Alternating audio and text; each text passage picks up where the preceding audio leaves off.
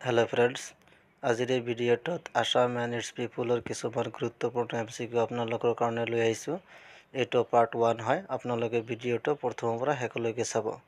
Question number 1, 2020 চনৰ ভাৰতীয় জ্ঞানপীঠ বঁটা কোনে লাভ কৰিছে?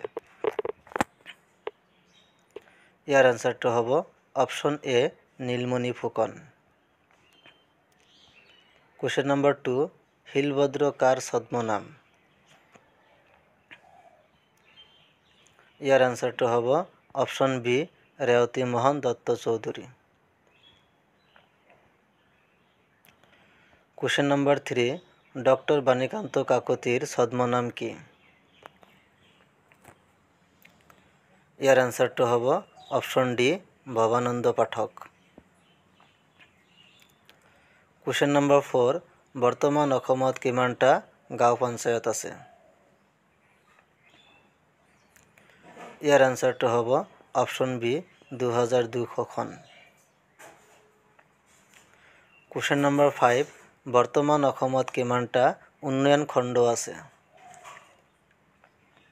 ইয়াৰ আনসাৰটো হ'ব অপশ্যন চি 219টা।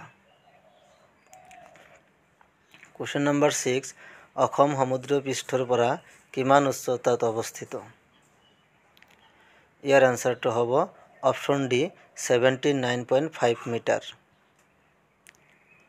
কুৱেশ্যন নম্বৰ 7, সিংহাসন শৃংগটো কোনটো অঞ্চলত অৱস্থিত? ইয়াৰ আনসাৰটো হ'ব অপশ্যন চি কাৰ্বি মালভূমি অঞ্চলত অৱস্থিত।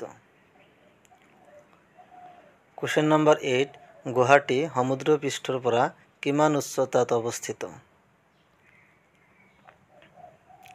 ইয়াৰ আনসাৰটো হ'ব option C 50 metre. Question number 9, Barail পৰ্বতমালা কোনটো জিলাত অৱস্থিত? ইয়াৰ আনসাৰটো হ'ব অপশ্যন এ ডিমা হাছাও জিলাত অৱস্থিত। কুৱেশ্যন নম্বৰ 10, বছৰি অসমৰ গড় বৰষুণৰ পৰিমাণ কিমান? ইয়াৰ আনসাৰটো হ'ব অপশ্যন ডি 178ৰ পৰা 305 চেণ্টিমিটাৰ। কুৱেশ্যন নম্বৰ 11, ভাৰতত ব্ৰহ্মপুত্ৰ নদীৰ দৈৰ্ঘ্য কিমান? ইয়াৰ আনসাৰটো হ'ব অপশ্যন বি 918 কিলোমিটাৰ। আপোনালোকে মনত ৰাখিব 2880 কিলোমিটাৰ যিটো দি আছে এইটো হ'ল ব্ৰহ্মপুত্ৰ নদীৰ মুঠ দৈৰ্ঘ্য, আৰু অপশ্যন চি যিটো দি আছে 725 কিলোমিটাৰ এইটো হ'ল অসমত ব্ৰহ্মপুত্ৰ নদীৰ মুঠ দৈৰ্ঘ্য, আৰু অপশ্যন ডি যিটো দি আছে 337 কিলোমিটাৰ এইটো হ'ল বাংলাদেশত ব্ৰহ্মপুত্ৰ নদীৰ মুঠ দৈৰ্ঘ্য। আপোনালোকে এই গোটেই কোনটো অঞ্চলত ব্ৰহ্মপুত্ৰ নদীৰ দৈৰ্ঘ্য কিমান আপোনালোকে এইটো মনত ৰাখিব। কুৱেশ্যন নম্বৰ 12, অসমত বিশ্ব ঐতিহ্য ক্ষেত্ৰ কেইটা আছে? ইয়াৰ আনসাৰটো হ'ব অপশ্যন বি 2টা, কাজিৰঙা আৰু মানাহ ৰাষ্ট্ৰীয় উদ্যান। কুৱেশ্যন নম্বৰ 13, নামেৰী ৰাষ্ট্ৰীয় উদ্যান কোনখন জিলাত অৱস্থিত?